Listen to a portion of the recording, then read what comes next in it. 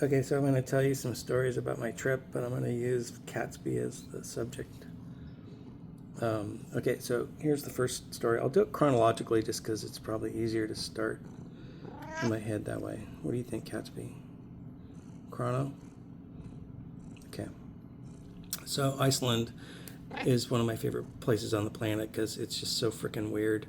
And you to really get to know Iceland, you have to get in the depths of it, in my opinion.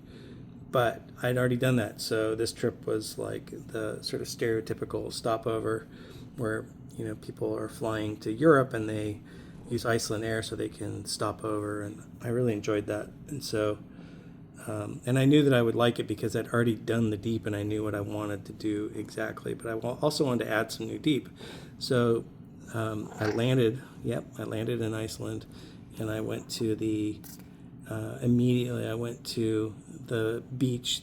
It's a public beach in Reykjavik that has like a sailing club for kids, a public swimming sort of pool, but it's also built in a cove which has a sandy beach and a natural hot spring that feeds into the sandy cove area.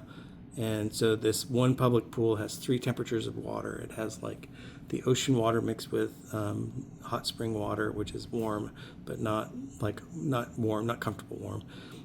It's just warmer than the ocean. And then the next level up is like a pool at the beach that has like warmer water.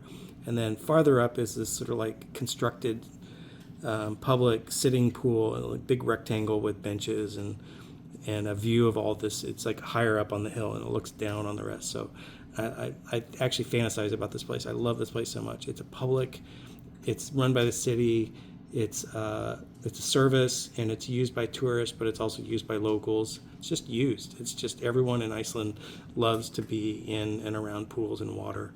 And they have so much warm water, and they figured out how to plumb it everywhere that they just do that. So I went straight there, paid my, I don't know, $8 to get in. And you have to go in and use the shower. You have to scrub every crevice in the showers in Iceland, but you can't go out into the pools without bathing suits, but you have to sort of like all stand naked in front of each other and scrub.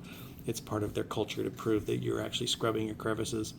And so I did the scrubbing crevices thing, and then I went out and sat in the pool, and it was just lovely. And my jet lag was like feeling like it was going away, but I was also super tired.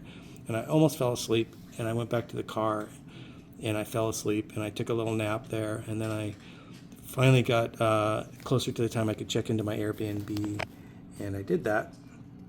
And